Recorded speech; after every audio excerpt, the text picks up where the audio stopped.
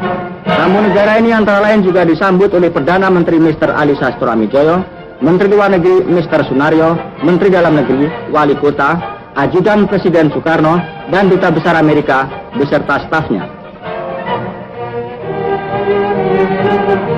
Setelah memeriksa barisan pengawal bersama-sama Perdana Menteri, Wakil Presiden Nixon diperkenalkan kepada para pembesar yang hadir dalam upacara penyambutan. Wakil Presiden Amerika ini memberikan perhatian pula kepada ribuan penyambut di luar pagar dan bercakap-cakap dengan seorang anak gadis kecil, kepada yang minta diberikan pula tanda tangannya.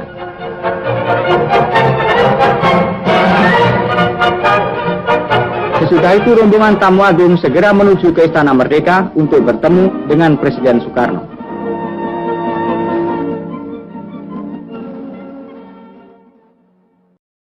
Assalamualaikum warahmatullahi wabarakatuh. Halo semuanya. Hai. Selamat datang di Drivecast, podcast dalam mobil. Kali ini baik lagi dengan gue Faris, dan hari ini kita bakal bahas salah satu episode penting dalam sejarah politik Indonesia, yaitu Kabinet Ali Sastro-Amijoyo I yang berlangsung dari tahun 1953 sampai 1955. Di sini gue gak bakal sendirian nih guys. Nah, jadi di sini sudah hadir teman-teman kita semua ini yang keren-keren, yang sejarawan banget deh. Yang tahu banget ya tentang yang bakal mengupas tuntas topik ini nih guys. Gen Z E-nya sejarawan. Jadi kayak ini gue sama siapa sih? Coba perkenalan dari sini dulu deh. Gua Deo. Udah siap belum buat membahas sejarah nih Deo? Udah dong, udah banget. Kalau lu? Gua Kuku. Udah siap banget buat ngebahas sejarah. Gue Ulia. Udah siap banget mau bahas sejarah. Gue Kika. Udah siap banget bahas sejarah bersama kalian. Dan gue Vina. Gue juga udah siap nih bakal bahas sejarah bareng kalian semua. Langsung saja ke segmen 1.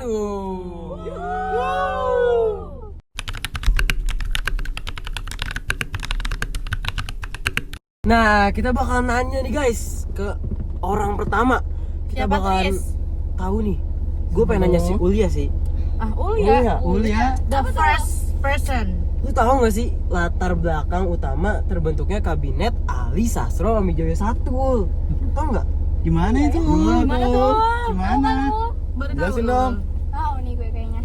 Jadi Coba dong. latar belakang Kabinet Ali Sastro-Amijoyo I itu karena terjatuhnya Kabinet Muldoko pada tahun 1953. Nah, konfliknya itu adalah agraria di Jawa Tengah yang berujung pada mosi nggak percaya.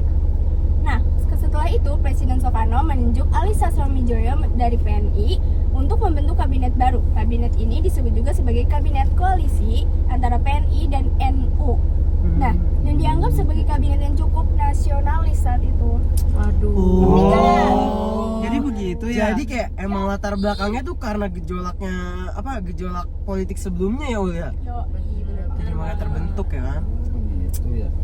Gitu Guys, gitu. Ngerti? Deo. Oke guys. Paham? Paham nah.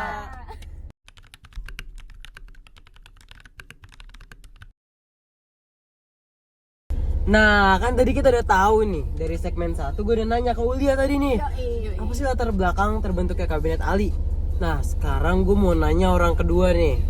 Siapa tuh? Kira-kira gue mau nanya siapa? Nanya lu. Siapa ya? Oh, gimana sih? Mau Deo kan? Nah, kau tahu sih lu. Tahu. Ayo, kita buka lagi. Nah, pokoknya gua mau nanya Deo. Silakan Gua mau nanya jelasin Deo, Deo. guys. Nah, Deo, lu tahu nggak Betul. sih kenapa Kabinet Ali itu bisa jatuh, Deo? Jadi tuh yang pertama terjadi konflik internal antara PNI dan NU. Yang kedua, muncullah perbedaan pendapat tentang penyelenggaraan konferensi Asia Afrika dan isu pemilu pertama. Yang ketiga, militer tidak puas karena beberapa perwira ditarik menjadi duta besar. Yang terakhir, adanya tekanan politik dari berbagai pihak yang membuat kabinet Ali jatuh. Oh, jadi ini loh. Kenapa si Ali ini mengundurkan diri? Karena dia diberi tekanan oleh politik sehingga dia melakukan pengunduran diri di tahun 1955. Iya gitu, Bu. Oh, gitu. Jadi kayak ada kayak pemaksaan Iya, gitu, dipaksa maksudnya. gitu, dipaksa Iya, turun. dipaksa turun oleh politik. Parah emang. Parah emang.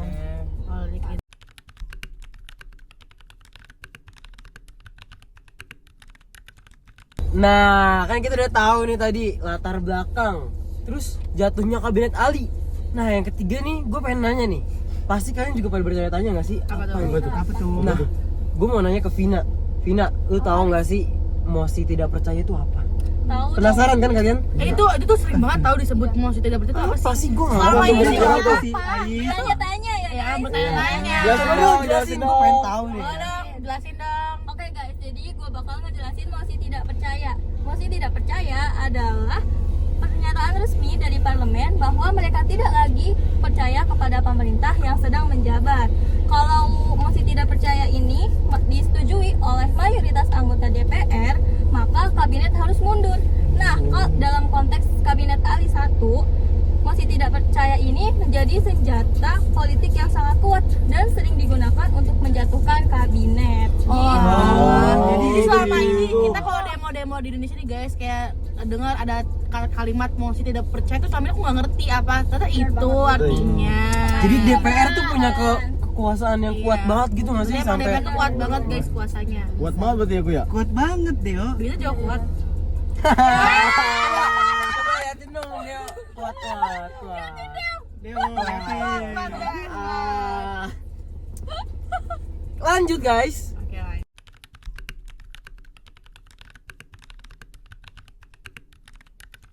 Nah guys, tadi kita udah ada 3 segmen. Bener banget. Lanjut lagi nggak sih? Lanjut. Masih banyak yang kita belum tahu ya sih. Banyak banget yang mau dibahas. Nah, Benar-benar. gua mau nanya ke Kikan nih. Kikan yang mana sih Kikan? Pengen apa nih? Nah, lu tahu nggak sih Kan? Apa tuh? Jadi tuh program kerjanya kabinet AI1 tuh ngapain aja sih? Kayak dari tadi udah apa baik dah, tapi kok program kerjanya aja kita nggak tahu nih. Banyak Isi tahu. misinya. FYI guys, program kerjanya si Ali ini tuh banyak banget nih. Aku bakal sebutin 5. Jadi yang pertama itu meningkatkan keamanan dan kemakmuran. 2. Menyelenggarakan pemilihan umum atau pemilu dengan segera. 3. Membebaskan Irian Barat secepatnya. 4. Politik bebas aktif. Nah yang terakhir nih, meninjau kembali persetujuan konferensi meja bundar atau KMB, sehingga menyelesaikan pertikaian politik. Kabinet ini juga menekankan pentingnya kerjasama Asia Afrika untuk melawan imperialisme dan kolonialisme. Banyak kan? Banyak juga ya. Banyak banget ya. Itu kayak Banyak banget. sampai bikin apa? Ngadain KMB. KMB gitu. Untuk meninjau Besar banget kembali. nggak sih? Gede Padahal banget. Indonesia tuh baru aja merdeka, tapi Indonesia Dan bisa sudah bisa mengundang banyak negara. Padahal baru aja merdeka gitu. Dan cuman di kabinet AI 1. Keren banget emang kabinet. Give me applause guys. Keren banget guys. Keren banget.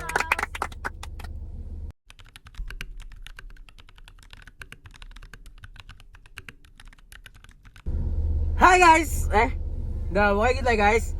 Nah tadi udah ada segmen 1, segmen 2, segmen 3, segmen 4. Dan lalu kita ke segmen 5. Tadi udah jatuhnya kan tadi dia udah jelasin kan jatuhnya kabinet AI 1. Nah tapi masa keberhasilannya nggak ada, Oh iya. masa jayanya nggak ada. Ada dong. Lupa banget. Kira-kira nanya ke siapa Is ya? Yang Gua enak. mau nanya ke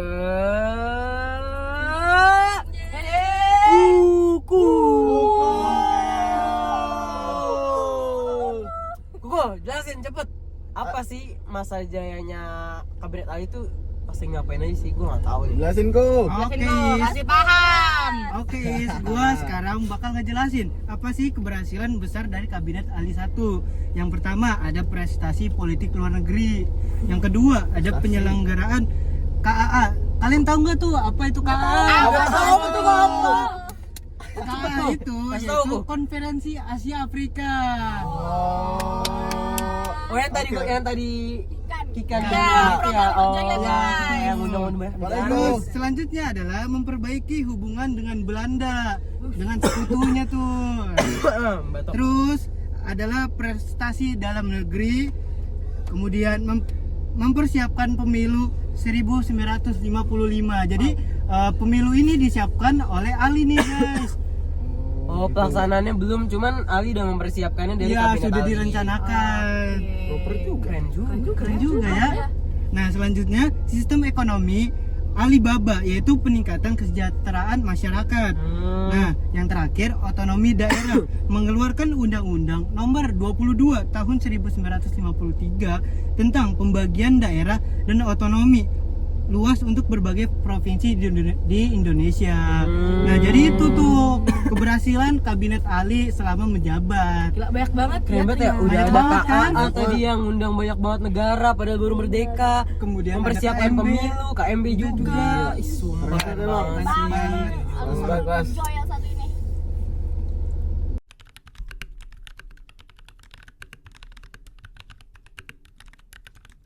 Tuh, 2, 3. Nah, tadi kan udah masa jayanya si kabinet Ali nih. Tuh. Nah, manusia itu punya kelemahan sama kelebihan. Ya karena emang sejujurnya manusia itu pasti punya kelemahan, punya kelebihan guys. Gak mungkin lebih terus. Selalu berhasil dia. Gak mungkin lebih terus, gak mungkin lemah terus. Betul. Tadi Pasti udah ada kan orangnya. kelebihannya. Nah, kelemahannya nih sekarang. Tapi semua udah gue tanya ya. Iya. Udah. Coba deh yang tahu siapa nih yang kelemahan dan Tangan kelebihan. yang tahu. Tangan. Ini sejarawan banget nih guys. Iya, guys. Coba dong jelasin. Jelasin dong. Gasken. Jadi nih kelemahannya tuh cukup signifikan. Koalisinya rapuh, sering terjadi konflik internal antar partai. Kurangnya koordinasi antara sipil dan militer yang menimbulkan ketegangan. Yang selanjutnya ada masalah ekonomi yang belum bisa diatasi secara efektif. Dan yang terakhir masih bergantung pada bantuan luar negeri dan banyak proyek yang nggak selesai. Kasian banget jadi ya. Itu masalahnya ya. Masalahnya kekurangan di kabinet Ali. Pantesan. Tadi emang udah balik lagi ke jatuhnya kabinet Ali tadi yang jelasin sama siapa sih? Deo ya. Iya. Iya, jadi Sama baik jadi kayak ada kelemahan sama jatuhnya tuh menyebabkan jadi jatuhnya. Jatuh dia. Main lah. Oke lah, pokoknya tapi tetap bagus nggak sih orang ada. bagus Lihat tadi banget. apa tadi? Ulang. Asia Afrika Asia Afrika, KMB, persiapan pemilu. Aduh, pemilu. gak bisa aja ini keren banget. Baru Padahal berapa Indonesia tahun nih juga baru setelah merdeka ya. 5 Iya, 2 tahun. tahun guys. Udah bisa ngundang negara banyak banget lagi. Iya, Keren banget. Keren banget. gacor. Wah, diskusi kita hari ini banyak banget ya guys ya. Nambah Berapa tadi tuh? pengetahuan. Awal pembentukan program kerja, kelebihan, masa puncaknya, Kemudian kejatuhan, kemunduran, kelemahan. Banyak banget. Betul banget. Jadi nambah pengetahuan kita nggak sih sebagai Gen Z? betul banget gitu. Gen Z tuh harus disuapin terus nih Nah, sejarah di Indonesia. Iya, Gen Z tuh harus bisa setengah-setengah lah, jangan main terus, jangan liar terus lah. Pokoknya kita harus tetap menjaga apa namanya sejarah kita, harus mengingat sejarah kita terus guys. Nah emang nih di kabinet Ali Sastro Amijoyo 1 ini tuh memang penuh banyak dinamika guys. Sumpah banyak banget. Kayak tadi kan udah jelasin. Nah pokoknya terima kasih banget ya buat para narasumber. Deo, makasih banyak ya Deo. Makasih banyak juga Kuku. Sama-sama. Udah Vina, makasih banyak ya Vina. Kikan juga makasih banyak. Ulia juga makasih banyak banget. Udah mau sharing tentang sejarah kita pada hari ini. Nah, semoga obrolan kita pada hari ini bisa bikin kita lebih paham dinamika politik yang ada di Indonesia di masa lalu. Nah, tentu saja jadi bahan refleksi kita buat kondisi Indonesia, politik Indonesia pada masa kini yang aduh gimana ya guys? Tidak bisa dijelaskan di sini ya guys. Kita bisa Nanti lihat kenapa? Nah, pokoknya kita berdua berdoa aja yang terbaik, semoga Indonesia kita tercinta ini bisa lebih baik ke depannya. Amin. Terpecah belah apalagi aduh kayak demo-demo kemarin. Serem banget Semoga ya. nggak terjadi lagi ya guys. Merugikan Jangan sampai, masyarakat Kak. juga, negara juga. Semoga intinya Indonesia lebih baik lagi ke depannya. Amin. Sampai jumpa di episode selanjutnya. Tetap semangat dalam belajar sejarah dan jaga semangat kritis. Bersama. Kami dari Podcast Drivecast. Masa kalian lupa sih? Ulang. Kami dari Drivecast. Kami pamit undur diri. Wassalamualaikum warahmatullahi wabarakatuh. Bye guys.